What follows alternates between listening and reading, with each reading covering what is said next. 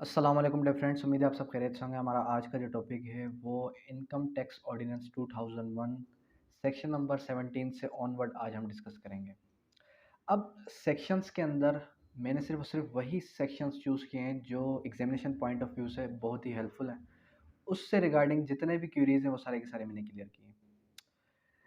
Previously हमने discuss किए थे सेक्शन नंबर 1 से लेकर 16 तक जो भी मेन इसके सेक्शंस थे रेलेवेंट टू द एग्जाम्स, वो हमने डिस्कस किया। आज हम सेक्शन नंबर 17 से ऑनवर्ड चलेंगे। First of all, section number जो 17 है वो एक ओमिटेड सेक्शन से रिलेट करता है और सेक्शन नंबर 17 जो था वो डिडक्शंस के हवाले से था। उसके बाद सेक्शन नंबर 18। अब जो सेक्शन नंबर 18 है, हमें सिर्फ ये चीज़ याद रखनी है कि सेक्शन नंबर 18 का जो बेसिक कॉन्सेप्ट है वो किस चीज़ के रिलेटेड है, वो है profits and gains from any business. अब ये एक हेड ऑफ इनकम में काउंट होता है कि profit and gains from business वो कौन कौन सी ज़राए हैं जो कि from the head of the income हासिल किए जाते हैं। देखें, head of the business gain from any business. Business से रिलेटेड अगर बात की जाए, अगर कोई भी मूवेबल प्रॉपर्टी है उससे अगर आप कोई भी अमाउंट गेन करते हैं, कोई भी प्रॉफिट गेन करते हैं, तो वो आ जाएगा आपका बेनिफिट और income from business. Income from trade, profession, similar association, sale of goods, provision of services और इनकम फ्रॉम हायर और lease of tangible movable property. यहाँ पर भी सिंपल यही बात की गई कि कोई भी आपकी टेंजिबल प्रॉपर्टी है। अब यहाँ पर हमें ये पता होना चाहिए कि टेंजिबल प्रॉपर्टी क्या होती है और इनटेंजिबल प्रॉपर्टी क्या होती है। टेंजिबल प्रॉपर्टी वो विच कैन बी टच्ड और इनटेंजिबल प्रॉपर्टी वो which can not be touched. उसके अलावा हमारे पास जो नेक्स्ट है वो है benefits and perquisites derived from relation to business, income from business. अब यहाँ पर ये कह रहा है कोई भी किसी किस्म का बिजनेस जो आप मोबाइल प्रॉपर्टी से गेन करते हैं उससे रिलेट करता हुआ अगर बिजनेस से रिलेटेड कोई भी आपकी प्रॉपर्टी है।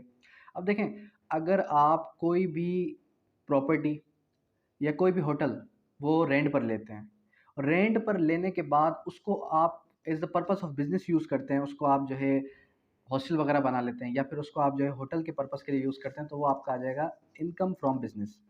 उसके बाद यहाँ पर एक कॉन्सेप्ट है किस चीज़ का, मुदरबा। अब ये जो मुदरबा कॉन्सेप्ट है ये इस्लामिक एक कॉन्सेप्ट है किस चीज़ का, बिजनेस का। मुदरबा के अंदर क्या होता है कि एक जो आपका एक शख्स वो क्या करेगा, वो इन्वेस्ट करेगा और एक शख्स क्या करेगा, वो जो है अपनी एफर्ट्स यूज़ करेगा, वर्क वगैरह करेगा। तो दोनों के दोनों यहाँ पर इख्तियार रखते हैं कि दोनों के दोनों ही जो है वो क्या करेंगे, वो आपका प्रॉफिट गेन करेंगे। किस तरीके से? अब यहाँ पर ए और बी ने कॉन्ट्रैक्ट किया किसी भी किस्म का कि ए कहता है बी को कि आप जो है मैं आपके बिज़नेस में इन्वेस्ट करना चाहता हूँ। वो बी के बिज़नेस में इन्वेस्ट करता है और कोई भी एफर्ट्स यूज़ नहीं करता, कोई भी अपनी एफर्ट नहीं करता। बी क्या करता है, बी जो है अपनी मैन पावर यूज़ करके उसको वो बिज़नेस अप्रोच करके देता है। तो यहाँ पर इस्लामिक कॉन्सेप्ट है ये मुदरबा का। अगर आप देख लें यहाँ पर कि जितनी भी इस्लामिक बैंक्स हैं उन सारे के सारे इस्लामिक बैंक्स ने यही कहा कि हम जो है एक मुदरबा सिस्टम चला रहे हैं, किस चीज़ का, सर्विसेज का, या फिर जो है हम मुदरबे का सिस्टम चला रहे हैं बिजनेस के हवाले से। प्रॉफिट ऑन डेब्ट्स और इनकम फ्रॉम लेज़र, ये सारे के सारे आ जाएंगे आपके पास इनकम फ्रॉम बिजनेस के related. Profit for on debts, income from laser. उसके बाद सेक्शन नंबर 19 क्या कहता है, सेक्शन नंबर 19 हमें सिमिलरली क्या कहता है कि स्पेकुलेशन बिजनेस।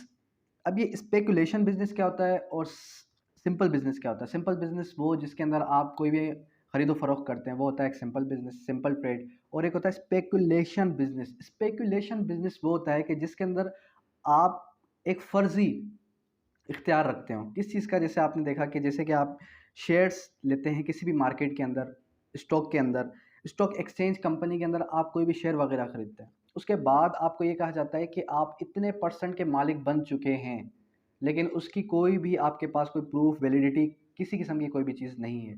इट मीन्स कि आप उस शेयर होल्डर तो हैं लेकिन वो इनटेंजिबल है। तो ये होता है हमारे पास speculation business. Shall be treated as distinct and separate from other business. अच्छा, अब यहाँ पर ये चीज़ याद रखनी है आपने कि जो स्पेकुलेशन बिजनेस होता है, स्पेकुलेशन का लॉस और प्रॉफिट वो रिलेट करेगा स्पेकुलेशन बिजनेस से, और जो आपका सिंपल बिजनेस है उसका जितना भी प्रॉफिट और लॉस वो रिलेट करेगा किससे, सिंपल बिजनेस से। इनको आप आपस में इंटरकनेक्ट नहीं कर सकते। उसके बाद सेक्शन नंबर जो मोस्ट इंपॉर्टेंट सेक्शन है वो 22 टू 25। 22 क्या कहता है कि डेप्रीविएशन डेप्रीसिएशन।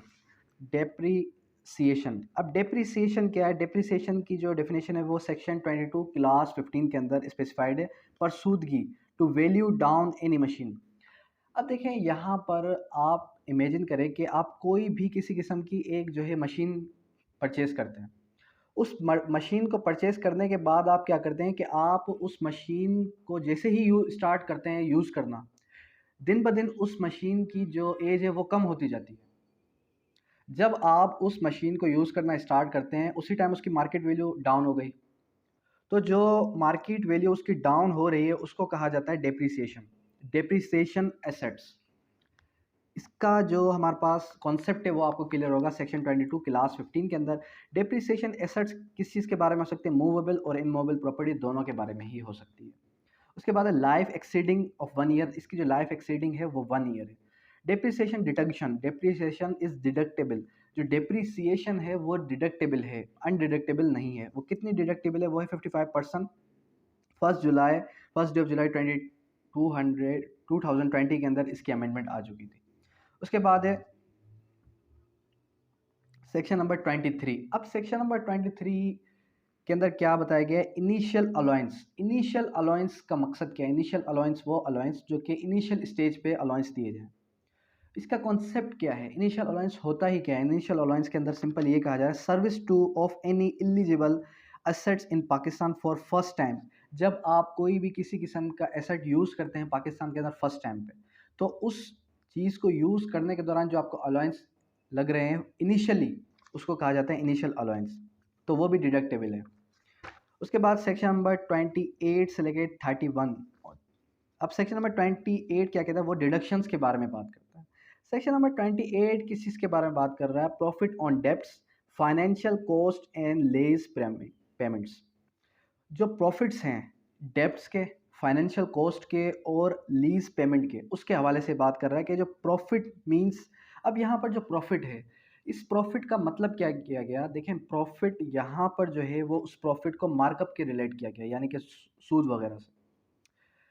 अब ये कह रहा है जो भी आप सूद वगैरह देंगे अपने डेब्ट्स के ऊपर, उसके अलावा फाइनेंशियल कॉस्ट के ऊपर, उसके अलावा लीज पेमेंट के ऊपर, तो उसको भी उसके बारे में बात कर रहा है। अब यहाँ पर भी सिंपली यही मुदरबा के बारे में बात करें, इस्लामिक कॉन्सेप्ट जो मैंने अभी रिसेंटली डिस्कस किया आपके साथ, कि जो मुदरबा है वो एक इस्लामिक कॉन्सेप्ट ऑफ बिजनेस है जिसके अंदर एक शख्स इन्वेस्ट करता है और एक शख्स जो है काम करता है। उसके बाद सेक्शन नंबर 29 क्या कहता है? सेक्शन नंबर 29 कहता है बैड डेब्ट्स के बारे में। बैड डेब्ट्स विच इज़ इररेवोकेबल, वो वाले डेब्ट्स जो कि इररेवोकेबल हों उसे कहा जाता है बैड डेब्ट्स। उसके बाद section number 29A consumer loan. Consumer loan के हवाले से बात करता है कि जो हमारे पास 3% reserve to sell off bad debts, कि जो आपकी कंज्यूमर लोन है वो कितने परसेंट होगी? 3% होगी reserve to sell bad debts. अब देखें, सेक्शंस के बेसिक कॉन्सेप्ट्स अगर आपको क्लियर हैं तो आप पेपर के अंदर आसानी से अपनी वर्डिंग के अंदर चेंज करके इसका कॉन्सेप्ट लिख सकते हैं। उसके बाद सेक्शन नंबर 30 क्या कहता है? सेक्शन नंबर 30 सिंपली बात करता है किसके हवाले से? Profit on non profiting debts. Profit on non profiting debts, वो वाले डेब्ट्स जो कि नॉन प्रॉफिटिंग डेब्ट्स हैं, जिसके अंदर आपको किसी भी किस्म का नॉन प्रॉफिटेबल डेब्ट्स हैं, जिसके अंदर आपको किसी भी किस्म का प्रॉफिट नहीं मिल सकता। Which is non recoverable on time, जो कि रिकवरेबल नहीं है टाइम पर, यानी कि टाइम के बाद रिकवरेबल है, टाइम पर रिकवरेबल नहीं है। उसके बाद सेक्शन नंबर 31 क्या कहता है? Transfer of participatory recover. Transfer of participatory recover का मतलब क्या है? कि वो रिकवर जो कि ट्रांसफर किया जा सके participatory any amount of company. अब देखें, ट्रांसफर ऑफ पार्टिसिपेटरी रिकवर को समझना बहुत ही आसान है। सेक्शन नंबर 31 सिंपली ये बात कर रहा है जब भी एक कंपनी बनती है वो कंपनी क्या करती है? अपना कोई भी एक जो है पर्टिकुलर अमाउंट साइड कर देती है। अब वो अमाउंट साइड करने का मकसद क्या है? वो अमाउंट उस कंपनी ने साइड किया, उस अमाउंट को वो यूज़ नहीं करती। वो कंपनी क्या करती है? वो कंपनी सिंपल ये कहती है कि जब भी कंपनी को कंपनी जब खसारे में होगी या कंपनी को जब ऐसा लगेगा कि इस पर्टिकुलर अमाउंट को यूज़ करना चाहिए कंपनी के बेनिफिट्स के लिए, तब जो कंपनी है वो उस अमाउंट को यूज़ करेगी, उस अमाउंट को यूटिलाइज़ करेगी। तो सेक्शन नंबर 31 ने ये हमें कहा।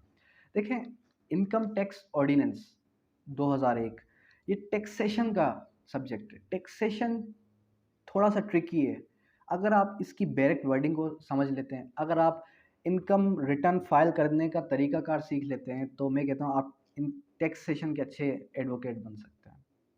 उसका बेसिक रीज़न क्या है? उसका बेसिक रीज़न यही है कि टैक्सेशन की साइड पे टैक्सेशन की एडवोकेसी की साइड पे बहुत ही कम वकला हैं, और इसके अंदर अर्निंग जो है, अर्निंग का एक मैं कह सकता हूँ कि ज़राया बहुत ज़्यादा है। क्योंकि ज़ाहिर सी बात है, यहाँ पर अगर कोई भी शख्स आपसे टैक्स फाइल करने का तरीका भी पूछता है, तो उसकी भी आप उससे फ़ी चार्ज करते हैं। तो आज हमने सिंपली जो इसके बेसिक कॉन्सेप्ट्स थे इन सेक्शंस के, वो हमने क्लियर किए। नेक्स्ट टॉपिक के अंदर इंशाल्लाह हम जो है मज़ीद इसके जो रेलेवेंट प्रोविजंस हैं उनको क्लियर करते चलेंगे। Thank you.